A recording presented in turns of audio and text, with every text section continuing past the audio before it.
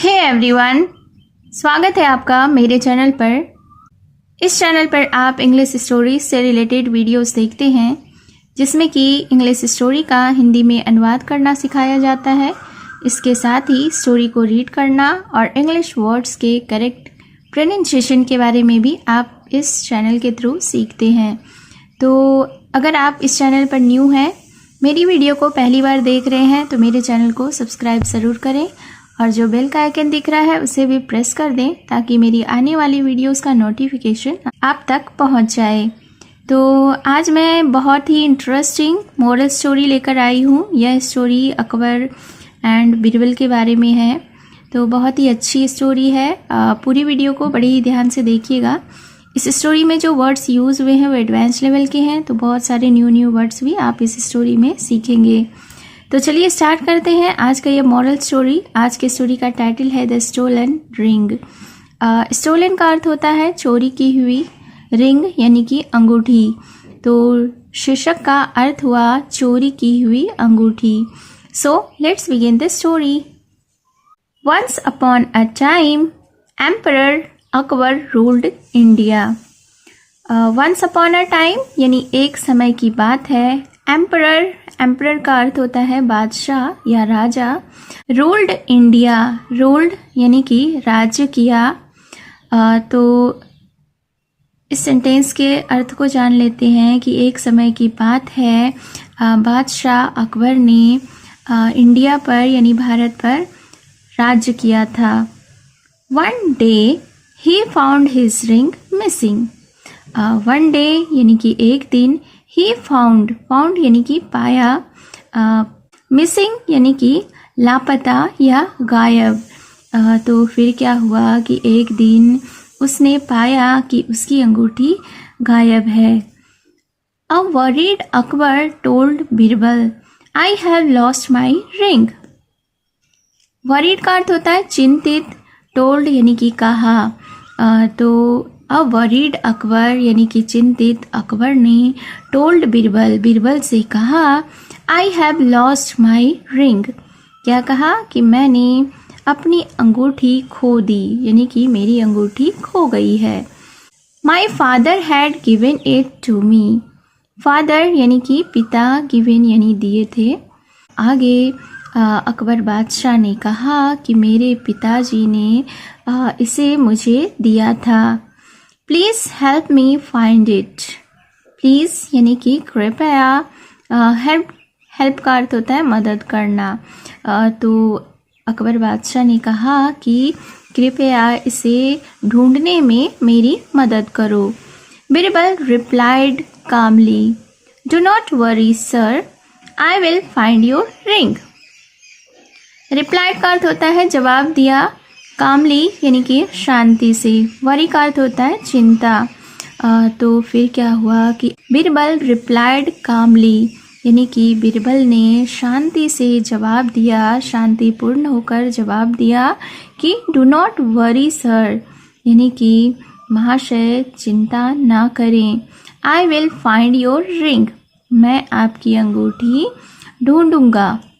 He further said, your majesty, your ring is here in this court itself. Further का अर्थ होता है आगे, एंड सेड यानी कि कहा। कोर्ट का अर्थ होता है अदालत। मजेस्टी का अर्थ होता है महामहिम।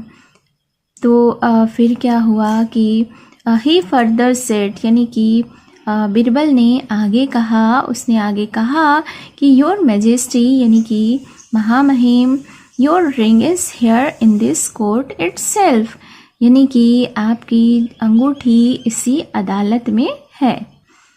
It is with one of the courtiers. Courtiers का अर्थ होता है दरबारी। तो बीरबल ने आगे कहा कि यह दरबारियों में से एक के पास है। The courtier who has a straw in his beard has your ring. और फिर आगे कहा कि द कोर्टियर यानी कि दरबारी, हु हैज़ अ स्ट्रॉ का अर्थ होता है तिनका, बियर्ड का अर्थ होता है दाढ़ी। तो बीरबल ने कहा कि the courtier who has a straw in his beard, यानी कि वह दरबारी जिसके दाढ़ी में एक तिनका है, हैज़ योर रिंग, उसी के पास आपकी अंगूठी है। Now the courtier who really had the emperor's ring was shocked and immediately moved his hand over his beard. Now का अर्थ होता है अब, रियली यानी कि वास्तव में, शॉक्ड यानी कि हैरान हुआ, इमीडिएटली का अर्थ होता है तुरंत, मूव्ड यानी कि फेरना, हैंड यानी कि हाथ। तो फिर उसके बाद क्या हुआ कि now the courtier who really had the emperor's ring, यानी कि अब वह दरबारी जिसके पास वास्तव में बादशाह की अंगूठी थी, was shocked, वह हैरान हो गया, and immediately और तुरंत ही, moved his hand over his beard, अपने हाथ को अपनी दाढ़ी के ऊपर फेरा। Birbal noticed this act of the courtier, noticed यानी कि ध्यान दिया, एक्ट का अर्थ होता है काम या कार्यवाही, कार्य। तो बिरबल ने दरबारी के इस काम पर उस पर ध्यान दिया। He immediately pointed towards the courtier and said, "Please search this man. He has the emperor's ring." अब फिर उसके बाद क्या हुआ कि he immediately pointed towards the courtier, उसने तुरंत ही एक दरबारी की तरफ इशारा किया, and said, और कहा, किसने इशारा किया? बिरबल ने। Please search this man, और बिरबल ने कहा कि कृपया इस व्यक्ति की तलाशी लें। He has the emperor's ring, इसके पास बादशाह की अंगूठी है। Akbar asked, "How did you know he had the ring?"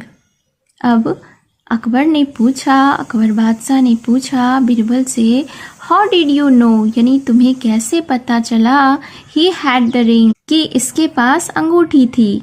Birbal replied, अब बिरबल ने जवाब दिया, "A guilty person is always scared and guilt is written all over his face."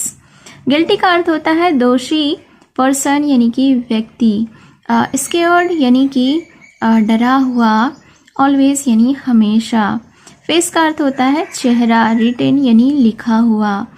तो फिर बिरबल ने अकबर बादशाह को जवाब दिया कि अ guilty person is always scared, यानी कि एक दोषी व्यक्ति हमेशा डरा हुआ रहता है, and guilt is written all over his face, और उसका दोष उसके पूरी चेहरे पर लिखा हुआ होता है। Moral of the story is a guilty conscience needs no accuser, यानी कि गिल्टी का अर्थ होता है दोषी, कॉन्शियंस यानी कि विवेक या बुद्धि, नीड्स यानी ज़रूरी, एक्यूजर का अर्थ होता है आरोप। तो इस स्टोरी से हमें यह सीख मिलती है, यह मोरल मिलता है कि दोषी विवेक यानी कि दोषी बुद्धि को किसी के आरोप लगाने वाले की ज़रूरत नहीं होती। So it was the story about Akbar and Birbal. तो आपको यह स्टोरी कैसी लगी कमेंट बॉक्स में ज़रूर बताएं, और आपने अगर अभी तक मेरे चैनल को सब्सक्राइब नहीं किया है तो चैनल को सब्सक्राइब ज़रूर करें और बेल का आइकन भी हिट कर दें। तो मिलती हूँ मैं फिर से एक न्यू इंटरेस्टिंग स्टोरी के साथ। Till then take care and bye bye.